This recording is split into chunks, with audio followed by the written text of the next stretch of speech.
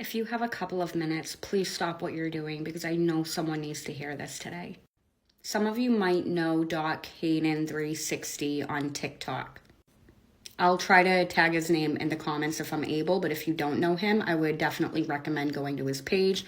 He speaks nothing but the truth and is so inspiring. Today I heard him say Jesus is not focused on your sin. And that really motivated me to share something that's been on my heart as well. Do you remember the story of the prostitute when the people of Israel wanted to stone her to death? And Jesus said, okay, the one with the least amount of sin, or the one that can stand here that is free of sin, you come up and be the first one to pick up a stone to stone this woman. And slowly but surely, people began to go away because none of them were free from sin. Eventually, it was no one but the prostitute and Jesus left. Because Jesus is the only one in this world who has ever walked this earth that is free from sin. Or how about the story when Jesus tells us to focus on the plank in our eye versus the twig in our brother's eye? We as Christians, we are sinners.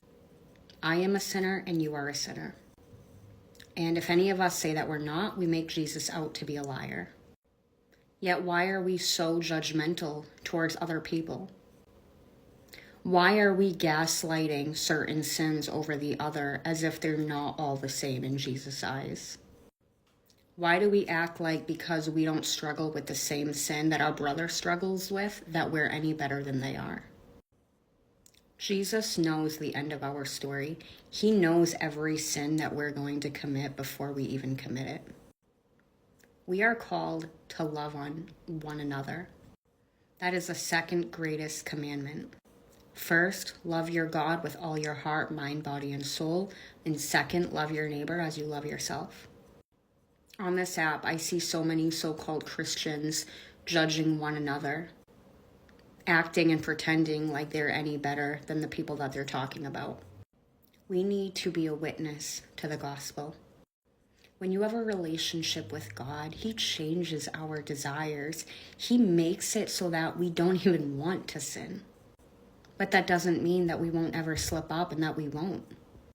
And that doesn't make us any better than anyone else that is struggling with sin. Humble yourselves and you will be exalted. Love one another. Prove to the world that the gospel is true by your love for them. And stop being so judgmental. God is the only one that can judge. Have a great day.